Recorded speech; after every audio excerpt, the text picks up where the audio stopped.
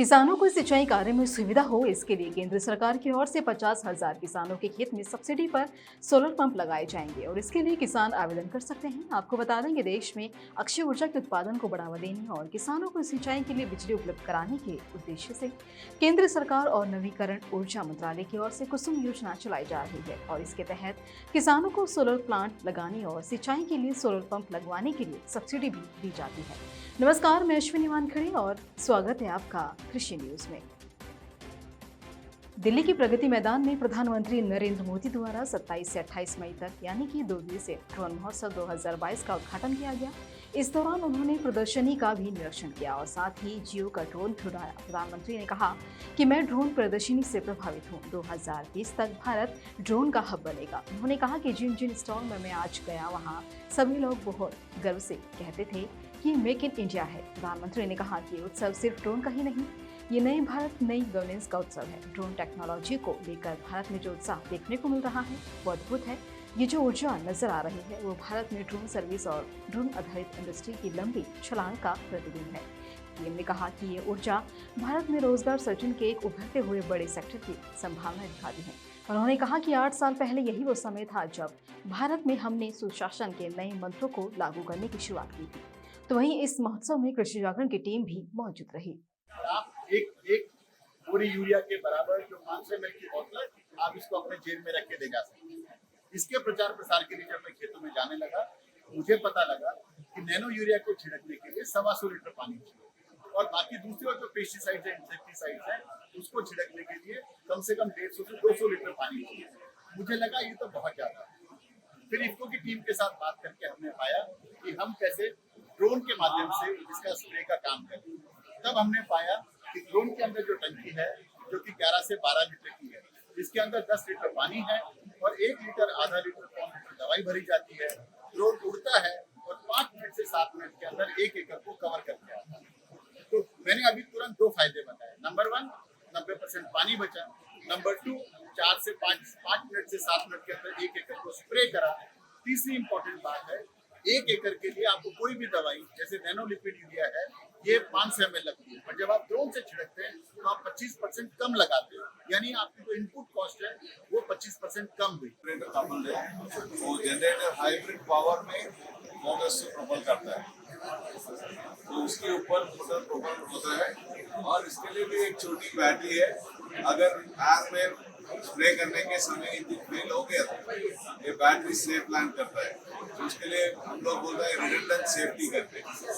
अभी ये बैटरी आपको 1 साल 2 साल तक चलती है, कोई प्रॉब्लम नहीं है। बहुत छोटी बैटरी, इंजन कम से कम 15 और 20,000 एकड़ के बाद आप लोग सर्विस करना पड़ेगा। एक 20,000 के अंदर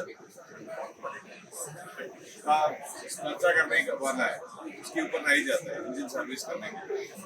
तो ऐसा अग्री ड्रोन अभी लॉन्च हुआ है, हम लोग अप्रूवल का भी ले लिया, तो वो भी सेकेंड स्टेज में है। तो होने के बाद हम लोग मार्केट में पूरे के पूरे लॉन्च करते हैं। अभी इंडिया में इस साल को 50 डीलर को हम लोग कोशिश कर रहे हैं। मेरा आदमी राजारामन एक बंदे हैं, वो बिजनेस डेवलपमेंट में है। डीलर अरेंजमेंट वही कर रहा है।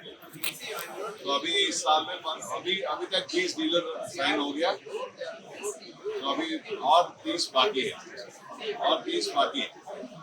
तो वही अभी काम चल रहा है रक्षा में। अभी कैपेसिटी है 50 ड्रोन तक कर सकता है 1 सुपर, ऐसा कैपेसिटी कर दिया।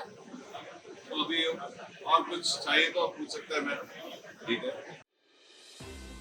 प्रधानमंत्री नरेंद्र मोदी ने गुजरात में देश के पहले नैनो यूरिया प्लांट का उद्घाटन किया। नैनो यूरिया के उपयोग से फसल की पैदावार में वृद्धि को ध्यान में रखते हुए ultra modern nano fertiliser plant की स्थापना की गई। इसे करीब 175 करोड़ रुपए की लागत से तैयार किया गया। वहीं इस प्लांट से रोजाना 500 मिलीलीटर के लगभग 1.5 लाख बोतलों का उत्पादन होगा। देश में खाद की जरूरतों को पूरा करने के लिए इसे बेहद अहम माना जा रहा है। नैनो यूरिया लिक्विड की आधा लीटर की बोतल में 40,000 ppm नाइट्रोजन होता है, जो सामान्य यूरिया के एक बैग के बराबर नाइट्रोजन पोषक तत्व देता है। माना जा रहा है कि देश में एग्रीकल्चर सेक्टर का कायापलट कर सकता है। तो वहीं हर साल खरीफ सीजन में किसानों को बड़ी मात्रा में खाद की जरूरत पड़ती है। किसानों की मांग को देखते हुए इफ्को इस साल नैनो यूरिया प्लांट की शुरुआत करने जा रहा है। उम्मीद है कि इस प्लांट के शुरू होने के साथ ही बड़ी मात्रा में नैनो यूरिया की कमी दूर होगी और इसके साथ ही किसानों को खाद की किल्लत का भी सामना करना पड़ेगा। आज जब किसान यूरिया लेने जाता है, उस दृश्य को जरा मन में लाइए और होने वाला क्या है उसका मैं वर्णन करता हूं, उसको जरा मन पर लाइए। अब यूरिया की एक बोरी, उसकी जितनी ताकत है, यानी यूरिया की बोरी की ताकत एक बोतल में समा गई है। यानी नैनो यूरिया की आधा लीटर बोतल किसान की एक बोरी यूरिया की जरूरत को पूरा करेगी। कितना खर्चा कम हो जाएगा ट्रांसपोर्टेशन का, बाकी सब चीजों का। और कल्पना कीजिए छोटे किसानों के लिए ये कितना बड़ा संबल है। नैनो यूरिया लिक्विड फॉर्म में इसका भी आज यहाँ पर मोदी जी के हाथ से लोकार्पण होने वाला है। बहुत सारे फायदे हैं, प्रधानमंत्री जी स्वयं बताने वाले हैं। इससे हमारी भूमि भी बचेगी, पानी भी बचेगा, हवा भी प्रदूषित नहीं होगी, किसानों का स्वास्थ्य भी सुरक्षित रहेगा और एक बैग की जगह 500 ml की छोटी सी बोतल अपने कुर्ते के पॉकेट में डालकर किसान घर पे जा पाएगा। कोई ट्रांसपोर्टेशन की जरूरत नहीं पड़ेगी। तो वहीं दिल्ली के पूसा स्थित भारतीय कृषि अनुसंधान संस्थान में प्रॉफिटेबिलिटी फॉर ह्यूमैनिटी इस थीम पर 3 दिवसीय ग्लोबल ऑर्गेनिक एक्सपो 2022 का आयोजन किया गया, जो कि 26 अप्रैल से शुरू होकर 28 अप्रैल तक चला। Society of health, environment, safety and sustainability professionals द्वारा आयोजित इस एक्सपो के गेस्ट ऑफ ऑनर सिक्किम के पूर्व मुख्यमंत्री पवन चामलिंग रहे। तो वहीं केंद्रीय सामाजिक न्याय और आधारिकता राज्य मंत्री रामदास आठवले भी इस एक्सपो में शामिल रहे। और इतना ही नहीं, यहाँ कृषि जागरण की टीम भी एज अ मीडिया पार्टनर मौजूद रही। तो वहीं इस एक्सपो में लगभग 1 लाख किसान और 600 से अधिक कंपनियों ने हिस्सा लिया। जहां कृषि जागरण से बातचीत के दौरान उन्होंने क्या कुछ कहा, आइए जानते हैं। हमारी जो मिट्टी है, उस मिट्टी में माइक्रो ऑर्गेनिज्म आज खत्म हो रहा है। इसीलिए माइक्रो ऑर्गेनिज्म खत्म होने के कारण से हमारे जमीन बंजर भूमि में परिणत होते जा रहे हैं। और अगर इसी तरह से अगर हम केमिकल फर्टिलाइज़र को यूज़ करते रहेंगे, प्रयोग करते रहेंगे, केमिकल फर्टिलाइज़र के माध्यम से हम अगर खेती करते रहेंगे, तो एक दिन हमारा जमीन बंजर भूमि में परिणत हो जाएगी और एक दिन हमारा विश्व भी एक डेजर्ट के रूप में, एक मरुभूमि के रूप में परिणत होना निश्चित है। इसीलिए ऑर्गेनिक फार्मिंग को, ये प्रकृति को बचाने के लिए, पर्यावरण को बचाने के लिए, हमारा सृष्टि को बचाने के लिए भी बहुत बहुत जरूरी है। खरीफ फसलों की बुआई नजदीक आ चुकी है। लगातार गिरते भूस्तर के चलते किसानों को इस बार सिंचाई के दौरान कई समस्याओं का सामना करना पड़ सकता है। स्थिति को देखते हुए राजस्थान सरकार किसानों को अपने खेतों में तालाब खुदवाने पर 63,000 रुपए की आर्थिक सहायता देने का फैसला करती है। इस योजना के तहत सभी कैटेगरी के किसानों को खेतों में तालाब बनवाने की लागत का 60% अनुदान के तौर पर दिया जा रहा है और इसके लिए किसानों के पास 3 हेक्टेयर कृषि भूमि पर मालिकाना हक होना अनिवार्य है।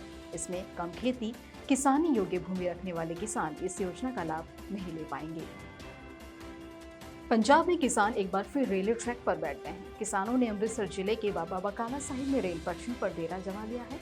दरअसल वे गन्ने की फसल की रकम 45 दिन में न दिए जाने से नाराज हैं। किसानों के रेल ट्रैक पर बैठने के बाद रेलवे ने अमृतसर दिल्ली के बीच चलने वाली कई ट्रेनों का रूट बदल दिया है। फिलहाल किसानों को मनाने का प्रयास किया जा रहा है।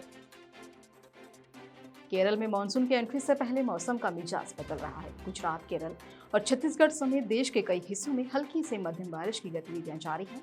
पिछले दिनों उत्तर भारत के कई राज्यों में हुई बारिश के चलते लोगों को चिलचिलाती गर्मी से राहत मिली, तो वहीं अब इस बीच मौसम विभाग ने एक बार फिर राहत की खबर दी है। दरअसल मौसम विभाग की माने तो अगले 5 दिनों तक देश के किसी भी हिस्से में हीटवेव की कोई चेतावनी नहीं। इसी तरह की अन्य खबरों के लिए जुड़े रहिए कृषि जागरण के साथ। धन्यवाद।